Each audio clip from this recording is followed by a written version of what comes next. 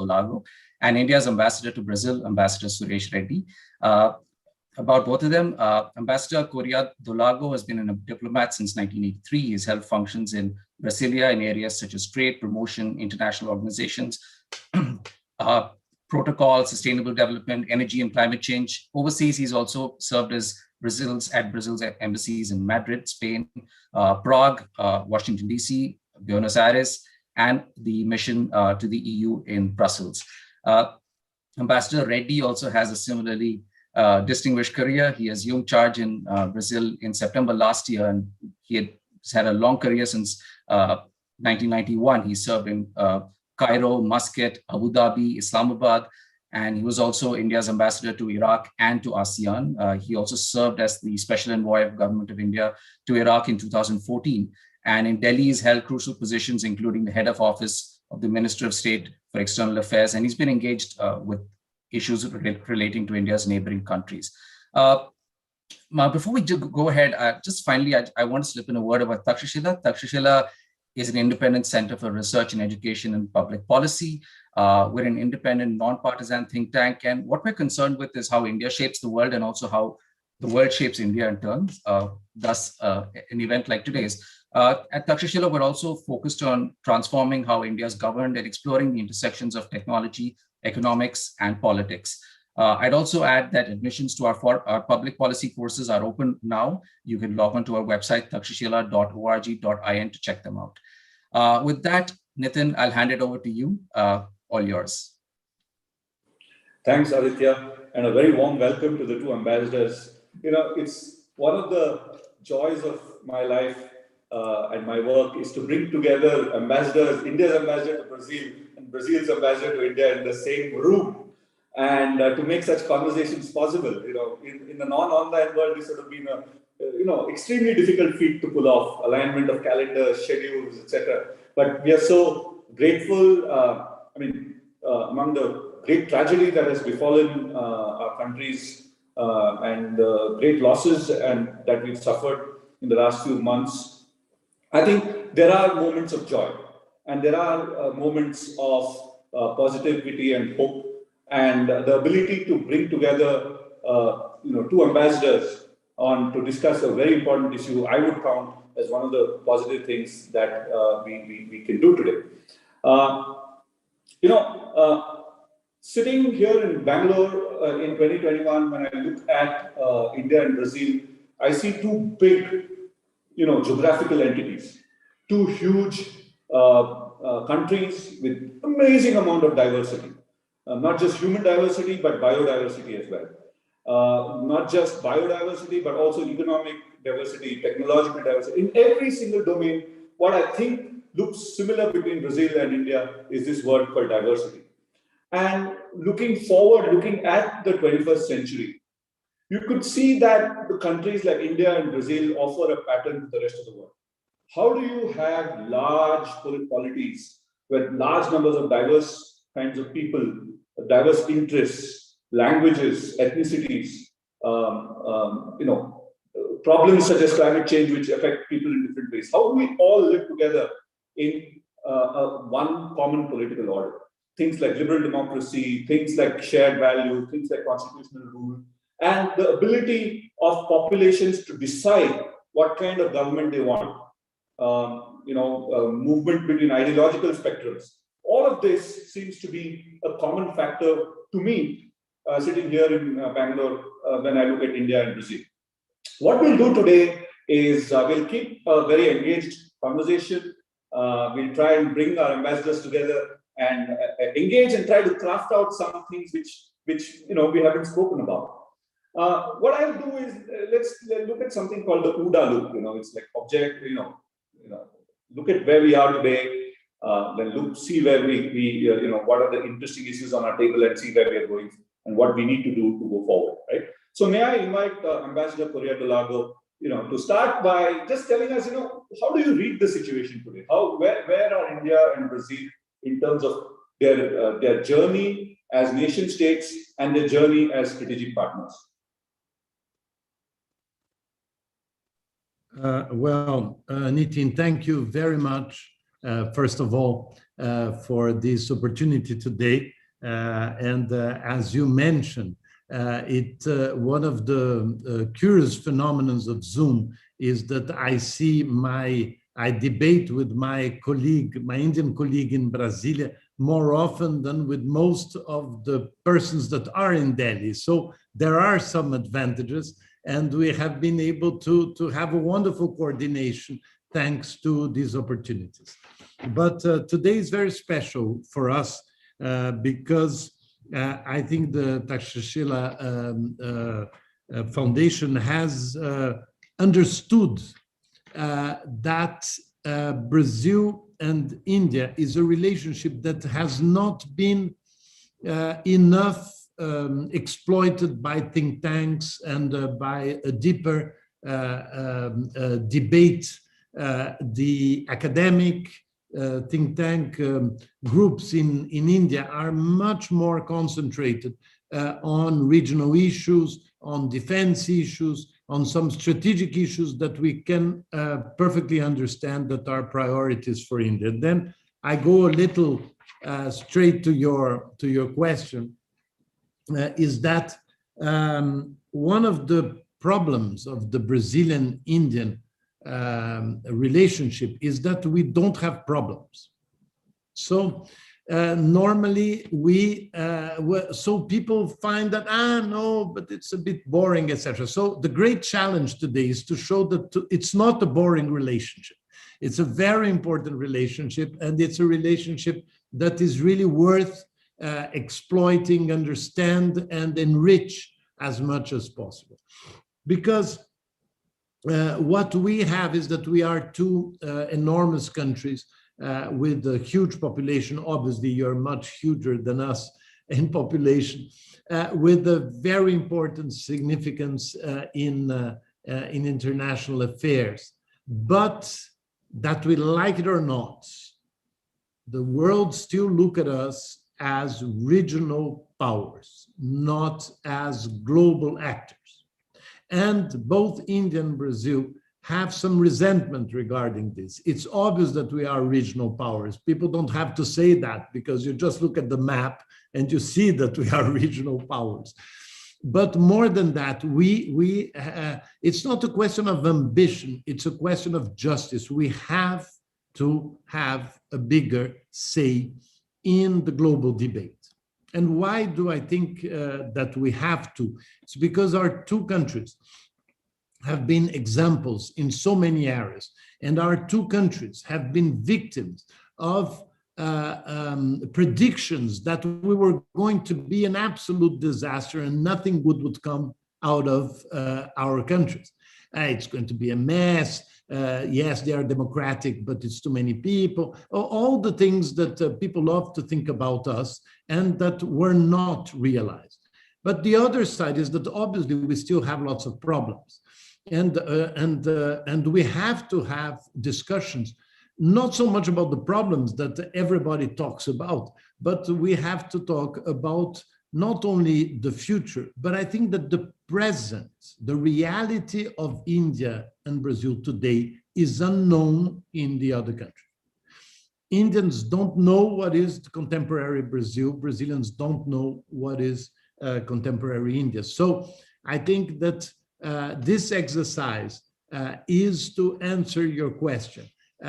First, we have to understand, we have to know about each other to be able to truly develop a strategic partnership like formally we have, and which already works in many areas, but can work much more if we know each other better. Thank you, Ambassador. I think I like the way you put it, that we don't cause problems for each other, so people think that this is a boring relationship.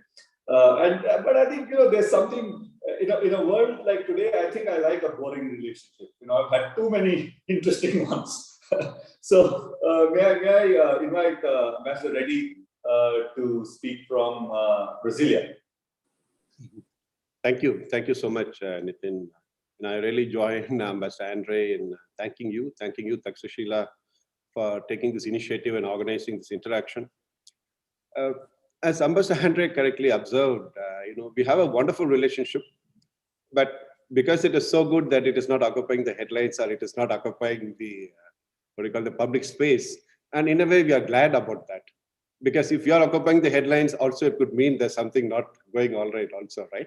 So from that perspective, but I thought you would put it beautifully, Nitin, in your opening remarks, because when you see to large countries, to large populations, to large economic centers, and of course, the biodiversity or the diversity of the population, etc., and importantly, the shared values.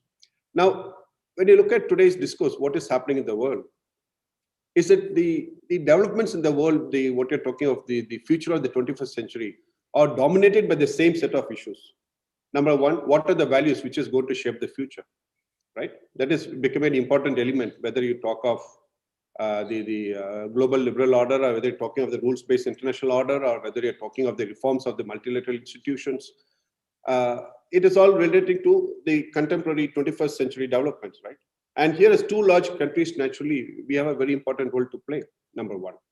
Number two, even when you look at it from a bilateral perspective, my question is that when you have a combined population of close to 1.6, 1.7 billion people, and a combined economy of close to Brazil is reaching $2 trillion plus, and India is of course 2.5, 2.7 something.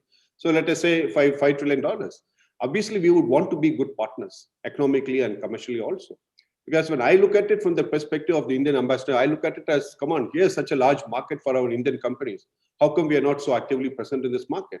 And the same perspective which Ambassador Andre also has, when he looks at the huge economic growth which is happening in India, the huge middle class, automatically he has the same approach, saying, come on, this is such a large market where things are happening, and how come we are not making use of this economic growth within India? An interesting element here is, for example, if you look at our middle class consumption. Our middle class consumption today, because of the growth of the middle class, the consumption of protein has gone up quite sharply. Now, Brazil is the world's largest exporter of poultry. It is in addition to a lot of other products, right? So that itself opens up a window of opportunity which many people did not recognize. While in the case of some countries, they look at the growth of Indian middle class as a threat. But I tell my Brazilian friends that if you go to Europe, if you go to other countries, let's say, for example, you want to sell a product, you have to translate into the local languages, you have to translate into whatever, fulfill all the regulatory requirements, etc. But there's no country which gives you a market which is at least, whatever be the numbers, but at least it is 250 million plus. And that is what now Brazil is beginning to recognize. And the result is that we are finding many Brazilian companies are now actively reaching out. They're actively engaging with both the embassy in Delhi and the embassy here. And they are willing to explore Indian market much more than what was the case in the past. I'll stop here so that we can continue. Yeah, I like, again, I do have something to say, but I'll say that towards the end, that I think should be my great proposal for India-Brazil relations. I have this masterful idea, which I will share with you towards the end of it. But again, from the Bangalore perspective, we look at, in the last 1.5 years, my colleagues and I were extremely excited about the Brazil relationship because of space. So, we've been working on the space program, space-related policies, both the defense and the commercial space policies. One of the few think tanks we are working on this. And what we found is, India last year, amid all the crisis, had a big bang reform. We deregulated the space sector. And that's an amazing thing. No thanks to COVID, it's been lost in the noise. But it's an amazing opportunity for Indian and Brazilian companies to come together. And lo and behold, there was a instance exactly where Brazilian satellites were launched from Indian launch vehicles. We also know that the Indian Space Research Organization has cooperation and facilities in Europe, in Brazil, to take advantage of the geography.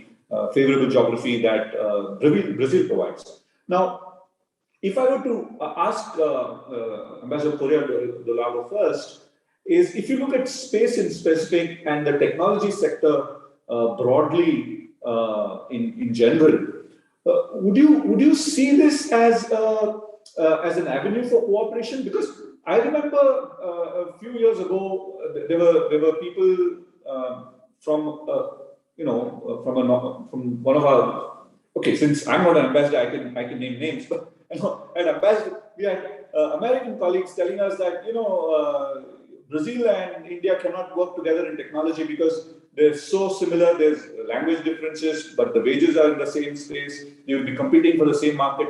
So why do you think India and Brazil can cooperate? Aren't they natural competitors? May I just ask this question to Ambassador Dolago? Thank you very much, Nitin. I think that this is a very, very important point. And I would like to when we talk about technology, there are some aspects of our country's development that has stunned the world, I believe. Always in that idea that people thought that we would be incapable of doing even the most basic thing. And I think that the two great symbols of that is naturally the Indian space program and Brazil's Embraer. So you have an incredible space program, which, by the way, we are getting very close to you, and I'm going to come back to that. And we are the third largest producer of commercial airplanes in the world, with most important airlines in the world buying Embraer planes. So this is just a symbolic thing, but it's not only symbolic. We have succeeded in areas that the greatest powers have invested heavily, and we have found our space. It's not I'm sorry for the using the word, but we have found much more than a niche. We became essential players in this discussion. So I think we are complementary, but we are not competitors in these areas.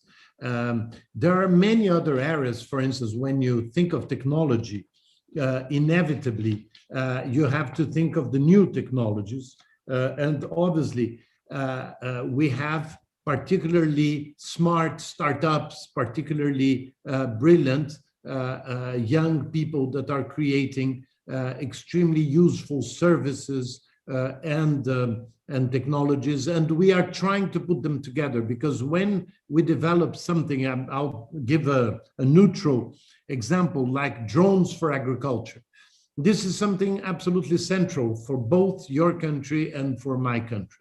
No? And this, we're discussing about that. Financial inclusion, this is absolutely central for both our countries. And by the way, yesterday, Ambassador Reddy organized a wonderful meeting in which the Brazilian TSE, which is the institution in Brazil that is in charge of elections and is in charge of developing a unique ID for the Brazilian population. He organized a meeting in which we heard about the fantastic experience of India with the population that is 6 times ours. And I know, Reggie, that the Brazilians that were at the meeting yesterday were completely convinced that cooperation in India is key. I come back to the thing that we don't know each other. And I have to tell you something. Recently, our Ministry of Science and Technology came because we launched our satellite from India.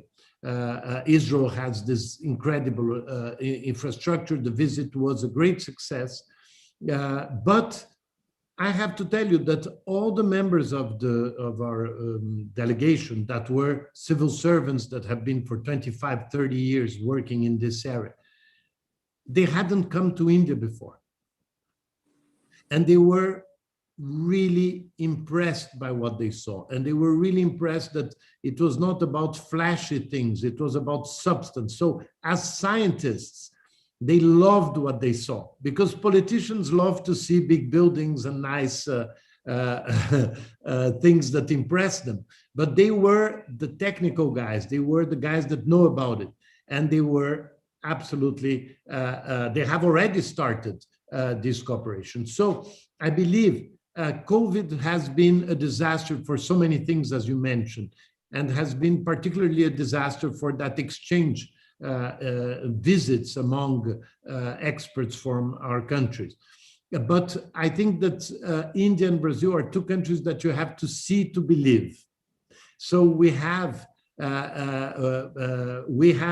I'm going to insist very much that with Apex ready, because it's the Brazilian export entity, that we have to have programs to bring people to India, to make them see what they have to see in India, exchange ideas with the Indians. And I think that things will come very naturally. Ambassadors will not be so necessary because I think that they have a direct dialogue. They talk the same language. We're talking about different languages. They talk the same language.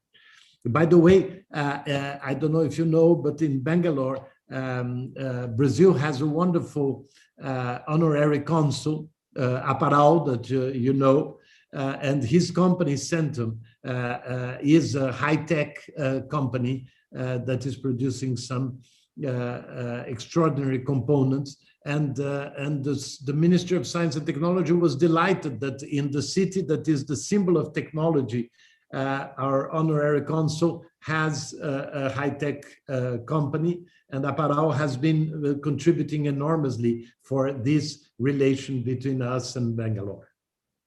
I hope your honorary consul took you to the churrasco that we have in Bangalore. That what? The Brazilian restaurant that we have here. we do have one, and it's a very good one. I enjoyed being there. But next time I come to Bangalore, I will look for you and we go together. Because we are very serious about food and drink in Takshashila. You know, we make it a point to share our beer. Bangalore has fantastic beer. We have one of the world's best, two of the world's best whiskeys manufactured out of Bangalore. So you haven't tried our city until you enjoyed some of our fine spirits. Yeah, and this works wonderfully with the Brazilian products that you were mentioning, that we have to export more poultry to India. We need our pork. All this has to come to India, and it goes very well with your beer and with your whiskey. Yeah. But we do compete on coffee, and we do compete in wine. You know, so. We don't compete. By the way, I went to visit with Aparal an amazing coffee plantation. As you know, coffee plantations in India are completely different from Brazil because yours are in beautiful forests, ours are completely open to the sky. But I think that both our countries have such a tradition with coffee that we can have the Indian coffee in Brazil, and we can have the Brazilian coffee in India. I think that the fact that we're good at something doesn't mean that we don't want the other. On the opposite, since we are coffee lovers, we want to try other coffees. And so this is an area, by the way, that I want to exploit, because I know that, as Reddy mentioned, the middle class, the Indian middle class, is increasing its consumption significantly. And coffee is one of these products that I know that India has not enough for its population. So we want to stimulate the production in India, but also introduce some Brazilian coffee. In fact, Ambassador Reddy and I, we were talking about it just before we started, in the sense that not only is consumption going up, I think the sophistication of coffee consumption is going up. So we have, Bangalore being Bangalore, we have marketplaces for specialty coffee, specialty coffee equipment. And, today I'm able to get some of the best coffee from around the world fairly easily. It arrives roasted in India and arrives at my doorstep within, 24 to 48 hours. So we are doing quite well on that. But I think, Ambassador Reddy, I'll come back to you. Maybe we could start with coffee, because I think that seems to be a more important topic. We can start with coffee and then go to space. We were talking about coffee and we were talking about space. Maybe that's a good way to. By the way, all these engineers, if they don't have coffee, they don't produce. So coffee is really central. Yeah, and I must. You say. So I've been traditionally a coffee drinker, and obviously after I come to Brazil, I've fallen in love with coffee even more. And the coffee is drunk in Brazil the way it should be drunk. Pure black with no sugar, with no milk, with no any addition, so as to say. And the more black it is, the more tastier it is. yeah, I was in Cairo. My favorite drink was actually the Turkish coffee, even though it is called Turkish coffee, but the most popular drink in Cairo was the Turkish coffee. And it's a wonderful coffee. In case you've not had it, you should actually yeah, have it. It actually becomes an addiction. yeah. It's so smooth, it's so nice, and it's so strong, of course. In fact, as I was mentioning, what we are looking at is kind of having a connect between the coffee growers in India and also in Brazil, because Brazil has been a remarkable story of success in the coffee cultivation. And we wish to benefit from Brazil's experience and expertise. And one idea which I'm having, in fact, later I was planning to also discuss with Ambassador Andre about it, is to have a chat, a connect between the coffee growers on both sides over a virtual coffee. And maybe Takshashila can be our partner in that event, so that both sides can start establishing connect, can start exchanging ideas and technology. And ultimately, you cannot defeat numbers. India is the market. And so for the coffee growers who are looking at also supplying to Indian market, this will also help them to identify potential partners for the future. And that is what I've initiated the, as you say, I have ideated now. Next comes the implementation.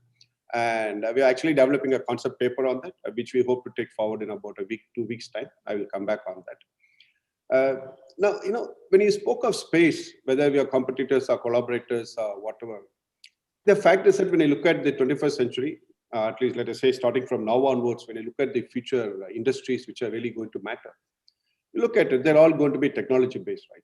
Whether you talk of robotics, whether you talk of IoT, or whether you talk of big data, whether you talk of drone, as Ambassador Andre was referring to, in every area, naturally we are going to be collaborators, we are going to be having a complementary role, and we are also going to be competing. Why? Because when you again talk of technology, you're talking of application of technology, and which means you're again talking of the market, and Brazil is one of the largest markets in the world. It is upper middle income country. It has got a market of 210 million people. And in 10 years, it will go up to maybe 220 million people or 225 million people. Now, one interesting thing which I'm finding today is that some of our startups are beginning to look at Brazil actively. Like, for example, Voyo, of course, they had offices and all over, but they actually had a regional headquarters, a big establishment in Brazil itself. And a few other startups are now looking at Brazil actively, both in the space of fintech and also in agri-tech. And so that way, there's an increasing recognition of the potential for partnerships. Now, when you're talking of space, what we have been working on is having a meeting between the Brazilian Space Association, the members of the Brazilian Space Association, the private sector, and similarly their counterparts in India. We have been working on that with the Ministry of Science and Technology here, and we were actually planning to have the event, but because of the second wave, third wave, etc., we have postponed it. So maybe in August or sometime we'll be looking at holding that event, because there is a lot of interest. There is a lot of interest. Brazil has perhaps the best launching facilities in terms of the location, and ISRO also makes use of the facilities in Brazil, and we really value and appreciate the support we receive from our colleagues in Brazil in this sector. And space is the new frontier. I mean, that's why Elon Musk is investing in that, right? And that is where we believe there's a lot of scope for us to cooperate, because it's a question of application of the space technology. It is not just the rocket, it is not just the launching, but it's the question of how we make use of that space technology. And again, when you talk of our two countries realizing the sustainable development goals, every technology we can use to realize those goals becomes critical. And today, when the world is talking of SDG 2030, the Sustainable Development Agenda, it is countries like India and Brazil which have to realize it. Only then the rest of the world can realize it. The world will not realize it if India and Brazil do not realize this sustainable development goal. And here, again, as I said, the role of technology becomes important. And also equally important is sharing of our experiences. I mean, for example, when I come here, I saw even before I came here, I was briefed by one of our very senior functionaries in the public healthcare system that Brazil has one of the finest models of public healthcare system called the SUS. And after I come here, I've met people, I've been discussing with them, and I agree with them fully. It is an outstanding model of public healthcare system which Brazil has developed over the years, which can be a role model in many other countries also. And similarly, as I said, in agriculture, I mean, while India is itself a big agricultural power, but Brazil's, in terms of productivity, in terms of the technology use, is also quite advanced, and there's scope for us to closely collaborate. But in the process, we also end up becoming competitors, right? Because when the productivity goes up, we have to supply, we have to sell somewhere. So it is an inevitable process of this collaboration. It only reflects the success of this collaboration, I would say. I would want to talk a little bit about renewable energy, but I'll keep it for the next sector, because now that is an important element in our collaboration, and also for the future debate on climate change. Yeah, maybe let's talk about that, because since you're on that topic, I just warmed up to the idea that when you talk about sustainable SDGs and renewable energy. I would first I'll request Ambassador Andre to speak of the ethanol, the success of ethanol in Brazil, and then I will join in as to what we are trying to do in India, because it is the Brazil's success in promoting clean energy has not been recognized duly by the global community. That is something which we really need to know, appreciate, and take lessons from that. Please, Ambassador, I'll give the floor to you. Thank you, Suresh. Yes, this is a central issue. And by the way, I'm highly suspicious because I've spent many, many years of my life negotiating climate change and sustainable development, including with the group that tried to introduce the Sustainable Development Goals. And I have to tell you that these multilateral negotiations, climate change and sustainable development, are one of the most important elements of the good relationship there is between Brazil and India. Because in the multilateral negotiations, we identified the same threats to our development, and we identified many similar opportunities.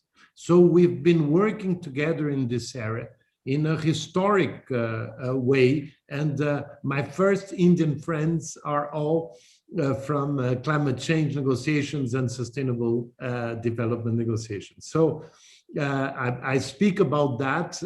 I always remember India, and all my colleagues, my Brazilian diplomatic colleagues, also know, let's talk to the Indians. Let's see what the Indians are saying, etc., etc. So it's really something that gets us very close.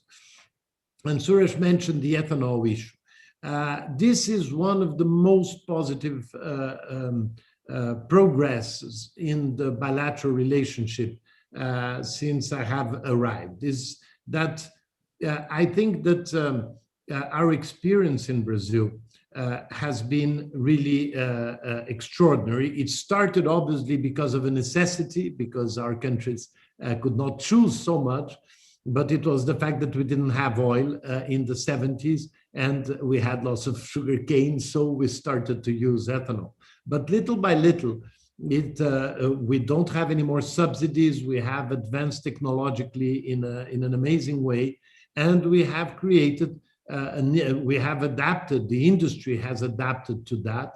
And contrary to myths, any imported car can adapt very well to a mix like we have up to 27. And I'm so glad that India has anticipated the mandate for the mix of ethanol in the gasoline. So this experience has many dimensions. Not only it has the ethanol itself, which is a very interesting use of sugar, because the producer of sugar can choose to produce either ethanol or sugar, depending on the world price. So this is already fabulous as an incentive to investment.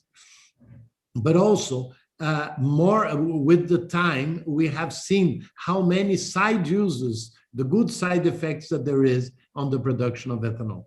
So we use it in Brazil, for instance. The new factories of sugar are reusing the water from the sugar cane.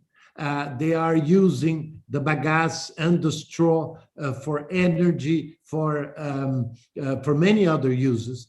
And there is something, Suresh, that we have to work together. That is something that I heard when I was in Japan before coming to India, which are the biomass pellets. And they are made of bagasse and straw of ethanol. These pellets, and I know it sounds very strange because it sounds too easy, but it is exactly what it is, as many brilliant ideas.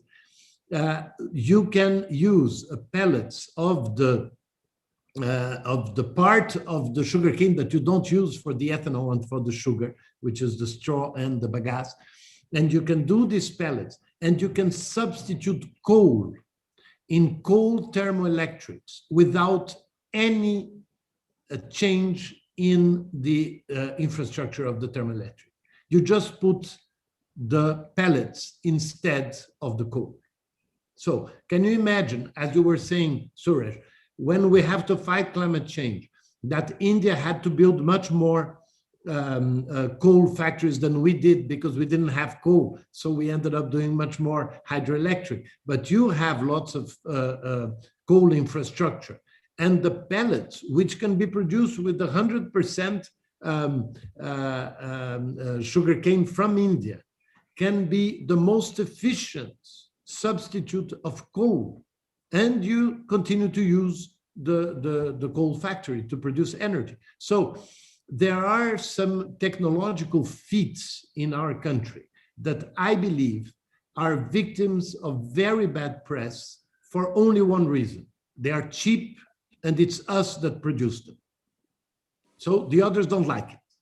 We have to share what we know in India that is good, cheap, and useful, and vice versa with Brazil. I will tell you, we with the scale, as Suresh was mentioning, when you put India and Brazil together as GDP, as population, etc., the scale we have, almost any technology that is a quality and interesting technology will work. So that's it. Go ahead, Suresh. Thank you so much for establishing the context. See, we started the ethanol program basically to reduce our crude oil import fundamentally. There's an associated issue in that also, which is that by promoting ethanol production, we are also ensuring sustainability of cultivation for our sugarcane farmers. And third associated benefit is that we are also ensuring greater stability in the global sugar trade. Before we used to see a lot of volitions, ups and downs, very stark ups and downs, because you do not have an option. The sugar which was being produced had to be dumped into the market, so to say. Whoever was producing it, okay? Whether it was India, Brazil, or Thailand, or South Africa, whatever it was, but it had to be sent out. It had to be shipped out. It was not consumed domestically. That was creating a lot of imbalances in the international trade also. But now by providing an alternative method of using the sugar in sense of to generate revenue. So this is number one, establish a certain stability in the international market, which is also mutually beneficial act for both India and Brazil. And two, for us also, we are looking at, in another 5 years, we'll be looking at producing something like 10 billion liters of ethanol. And frankly, the way we are proceeding, we'll be even producing maybe in much more than in Brazil is producing. And we would be having basically the three major producers, US, Brazil, and India. And imagine, I mean, if we are able to reduce in our crude oil import by 10%, number one, in terms of whatever the fiscal savings, etc., the impact on the fiscal position. But more fundamentally, that much of crude oil is not being polluted. You're ensuring basically very much more cleaner and healthier atmosphere for our citizens to live in. And this is also you see today the point is the discussion is also happening about e-mobility. And then comes the question of whether people would be going for the ethanol-based flexi-fuel engines or would they be going for the electric vehicles. That is also the question. But then the point is that the electricity has to be produced from somewhere. How is the electricity going to be produced to be supplied to the electric vehicles also? Right?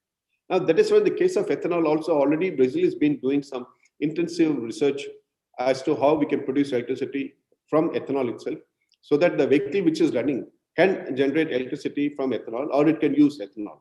So that way, it is a win-win approach which we are currently having. And it's a win-win cooperation between the two countries in this area. We have signed a couple of MOUs in which we are doing joint research and development on ethanol-related areas. And also in terms of technology transfer, you would have seen the statement made by the Honorable Minister, Mr. Nitin Gadkari, last week about the flexi-fuel engines being allowed. And we just had a webinar with the Volkswagen CEO of Brazil, which is a global leader in the flexi-fuel engines. And now they are actively looking at India also to see how they can support this transformation process in India. It's a necessity. The problem we have today is that the whole world is talking of climate change as an existential issue. While they talk of it as an existential threat, as our minister had mentioned recently, the point is that the response is not commensurate with that existential threat. Neither is the technology being made available, nor is the financing to support the renewable energy projects is being made available at an affordable rate. So then the onus is on us to find our own solutions so that we're able to achieve our target of whether it is 350 gigawatt of renewable energy or whether we want to improve the conditions for our own people, by promoting renewable energy. That is a challenge we have today, and that is where ethanol comes into play. It plays a very important role because our farmers, one, they get stability of income, they get assured income source to say, and two, the sugar distilleries which were not viable, really speaking, financially, which are not in a sound position. Today, they are much more sound position, and this is already factored in by the stock market. If you look at the upward trend for all the sugar factories, they all been showing a remarkable hike in their valuations in the stock market, because the market has recognized, okay, here's the next big thing which is happening in terms of the sugar industry, and that is what is being reflected. And third, when you go forward, you also look at more and more the pressure is going to come from the ESG firms. When everybody is today talking of the ESG norms, the environment sustainability and the governance norms, and we also do not have a choice. Our firms also do not have a choice. They also have to upgrade whichever areas they have to upgrade if they want to attract the funding. And also, when you look at one of the biggest announcements made in recent times globally was the announcement made by Reliance Industries in the EGM recently, where they announced the shift to the green energy, where they announced their commitment to invest about 75,000 crores. You're talking of $10 billion to produce green energy. That is a very, very significant statement by one of the largest players in the energy sector globally. And we really welcome the leadership which the Indian private sector is showing in the sector. Thank you. I just want to make a small point there before I move on to another. There's an audience question. I think what's going to be interesting, which intersects between technology, sustainability, and the future, is this idea of electric vehicles and the kind of materials and minerals required to have an electricity ecosystem. So, rare earths, there are plenty of, let's call it, ingredients and raw materials that need to be put together in the new low carbon economy. India is doing quite a lot of interesting things in terms of technologies for electric vehicles, the software and the hardware. You'll be surprised at the kind of things which are happening here. But we still have to import a lot of the raw material, small quantities, but important raw material from countries which we have a strategic relationship with. So that's going to be, I think, quite interesting. My colleagues at Takshashila are working on some policy briefs related to high-tech geopolitics. But let's not get into those serious issues. Whenever we talk about Brazil and India, there's going to be one important question, and sure enough, three people have asked it. Bharat, Pradeep, and Pranay have all asked the same question. It's to do with Goa, and to do with Goa. And I have a stake in it too, because ancestrally my family is from Goa as well, right? So, what's the role of Goa in this? Because I like to look at Goa both from a Lusophone perspective, because I think the Portuguese language culture has enriched India tremendously. It's part of India's composite culture, and it allows us to connect with the Portuguese-speaking world, the leading country of which is Brazil. So, what can we do to strengthen that aspect of Goa. And the second dimension of Goa is, of course, tourism, right? In the sense that, I shouldn't promote Goa as a tourist destination because I think they're suffering from over-tourism. But, to the extent that the relationship with Brazil can help transform and upgrade, Goa's tourist infrastructure, and similarly, the experience which Goa has in being a tremendous destination for people from all countries. How does that relate to Brazil? So maybe we could talk about these two dimensions, or if there are other parts of it. Maybe Ambassador Correa de Lobo, you could go first. Well, this is a subject that I like personally very much also. I don't know if you know, but I have a parallel life. I am an architecture critic. I write about architecture. So I went to Goa and I was completely fascinated by the Portuguese churches in Goa because they are very different from the ones from Brazil. They are earlier. And it's very interesting because India was a much more important colony for Portugal than Brazil until diamonds and gold were found in Brazil in the late 17th century. So you have extraordinary colonial architecture until that period, so with 16th and 17th, and we have exceptional 18th century colonial architecture. So there is a very interesting evolution between the two countries, and by the way, I'm trying to prepare something about that, which obviously I think will have a very positive impact on tourism and on knowledge, and on that appreciation. By the way, when you talk about the Portuguese language, we want to establish a chair of Brazilian Portuguese in Goa. Obviously, the Portuguese have also theirs, but one of the interesting things of the Portuguese language, as you were saying, that is a very important language that is in many continents, and Brazil is the largest Portuguese-speaking country in the world. But soon Africa will have more Portuguese-speaking people than Brazil. So it's truly it's an expanding language, and I think it would be really very nice to exploit that, because we are beyond the discussion of colonialism, which is very important. But I like very much because you mentioned immediately the positive legacy of that presence, which I think we also should value. So you count on me totally in that area. I want to come back to what you were mentioning about the end of what you were mentioning about vehicles and all that. There is a false debate in the world that considers that ethanol is not something that we should exploit now because we're going to electric vehicles.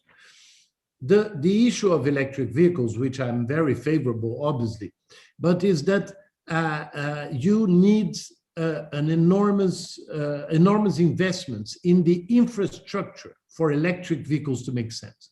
Not only you have to produce much more electricity because you're going to substitute the vehicles, but also this energy has to be renewable. If not, you're going to have a car that is not using petrol anymore, but is using coal, no? Because it's using electricity that comes from coal. So there is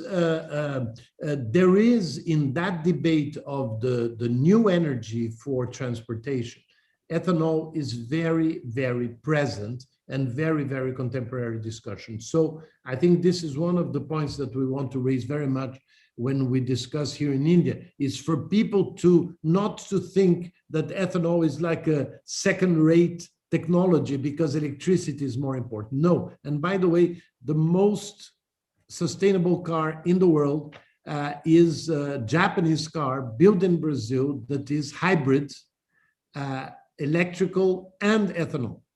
So this is the way.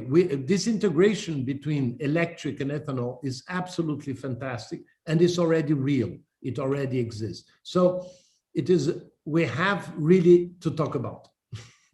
Yeah, I'm glad that you had the professorship of Portuguese, Brazilian Portuguese in Goa. One of the interesting things which could be outcome of that kind of initiative is translation of contemporary Brazilian literature into English and in Indian languages. Because just the fact that, just take your 10 bestsellers every year, translate them into English and some Indian languages, Hindi or Tamil or Kannada, and you'll be able to connect, because as we were saying, contemporary people don't know each other. We don't know what's the latest happening in Brazil. Maybe the other way is to translate some of the Netflix kind of series, television series which are playing in these countries, and exchange and have them in a translated version. Because I think it's going to be interesting. And my household, I'm sure, Netflix is going to be a hit there. I mean, I'm not a TV person, but my family is. By the way, Netflix has some fantastic Indian programs which are being watched in Brazil with enormous interest. So it has been, I think that now that people had to stay at home so long and had to watch so much TV, but there was never access to some aspects of our societies as we are being able to have now. So we absolutely, and the productions are excellent, the actors are wonderful. So this discovery beyond Bollywood, also to discover everyday India, is something that puts us also much closer together. All right. Ambassador Reddy, your views on Goa? Yeah. We cannot talk of Brazil-India relations without looking at the historical connect. I mean, the first I visited in Brazil is Salvador. Salvador was the original capital of Brazil, a very historical city. And I was reminded of how the similarity between, I've been to Goa, the similarity between Goa and Salvador. Really, I could see, as Ambassador was mentioning, in terms of the churches, in terms of the culture, in terms of in the food, because the Bahia people are supposed to eat more spicier food than the rest of Brazil. So a lot of cultural similarities. And you see, today we are now becoming members of the community of Portuguese-speaking countries. And I believe that is opening a new window of cooperation between India and Brazil, where India has been an active development partner for Africa. And similarly, Brazil has been an active development partner for Africa. And we jointly, by virtue of being members of the CPLP, we can also look at doing some focused and targeted activities with some of those Portuguese-speaking countries in Africa. Jointly, that is opening a new window of opportunity of collaboration for us. And of course, I'm all for building a very strong connect with Goa, naturally. And when I met the Minister for Tourism, he did mention that we need to do something a bit more with Goa in terms of promoting the connect. And we have been discussing that internally to see what more we can do.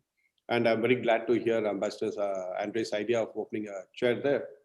On the movies, what is interesting is that I was quite surprised. I had called on a minister in the initial days, and the minister was talking about Padman movie. And then I noticed, I had been in Sao Paulo, I was talking with some people. There also people are talking of the Padman movie, and it's a very contemporary movie, but it's resonating very well with the people here. So much so that people remember the name, people remember the theme, the story, and then they discuss about what a relevant topic, what a relevant movie it is. And it is quite well known. Now increasingly, one of the local famous TV groups, Globo, they had produced a series on India about 10 years back. That was a super hit. But after that, I think kind of again a bit of vacuum happened. And now thanks to Netflix with the translation and the transcription, everything. So a lot more Brazilians are able to enjoy the Indian movies. And now people are beginning to appreciate that. And from the embassy also, we are looking at doing a film festival, showcasing some of our movies, transcribing them into Portuguese so that we can share it with the Brazilian friends. It's a very vibrant community in Brazil. And Brazilians have been traveling to India for the traditional reasons, which is yoga or visiting the ashrams, etc. And only recently, some Brazilians have been going to India for business. But we believe there's a very strong potential for promoting this people-to-people connect. And we are working on that for multiple reasons. Number one, today, when you look at Indians have become one of the largest outgoing tourism travelers. And we want them to start coming to Brazil in much larger numbers. I mean, Brazil is the land of, you name it, whatever you name it, is land of culture, land of tourism, land of nature, you name it, or the beaches. It is the country you would want to visit. And frankly, once you come here, it's a country you don't want to leave also. That is the culture of Brazil. That's the warmthness with the open heart with which Brazilians receive everybody. Not only Indians, everybody, I'm saying. Look at this beautiful culture. They have the largest number of immigrants from Japan, from Italy, from Spain, from Portugal, from you name it. That is such a lovely culture they have. And also similarly, Brazilians are also avid travelers. I want them to start traveling more in India. And fundamentally, what I want is I want to build a dynamic partnership. Initially, you ask the question, what is our target? Where do we want our relationship to go? We want to build a vibrant partnership between the private sector in India and Brazil. And slowly it is beginning to happen. Already we got about... Yeah, I just want to interrupt you. I'm sorry for interrupting you because we have to end in about 2 minutes. This is the time when I have to reveal my grand plan for India-Brazil partnership. This is this super strategy.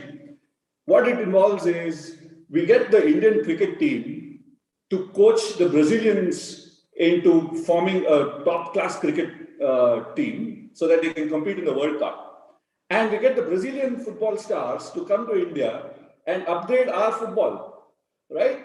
And you don't have to worry. Once this happens, we are going to be buddies. We're going to be the greatest buddies in the world. Would you agree? Now, that I have a much easier job than Suresh, because Indians already love football, and you have important teams, and you have some cities where people are crazy for the Brazilian team. So I do agree with you, and I have to bring more players. Now, if Suresh succeeds to have Brazilians playing cricket, that I want to see. That I want to see. No, we'll be able to do that. We'll be able to do that. We've already managed to get the Chinese playing cricket. So we do this in stages. You'll be happy to know, Nitin, that we already have about 12 young Brazilian players playing in the Indian IPL league, the football league. And in fact, we have done short, videos for our social media, which are kind of launching that, about 12 Brazilian players. And it's impressive. All of them command a lot of popularity in India and also here. The second is on cricket. When we had the IPL, was it the IPL semi-final, I think? Yeah. I had the Brazilian cricket team at my home to watch the semi-final with us. It was quite interesting. They do have a cricket team, both women and men. And they have been the champions for the region. But obviously, with the greater support from BCCI and others, they can go places. And I mean, it's a good suggestion. I'll take it up with BCCI to see what more we can do for the team here. Really. Thank you. This is wonderful. We're just at the 1 hour mark, and it's Takshashila's fanatical habit to start and end on time. So thank you very much for being with us today. It's been a wonderful start to this series of conversations. We hope to keep up the tempo through the remaining months and have uncover more such interesting ideas. Over to you, Aditya. We are done, and you can come online.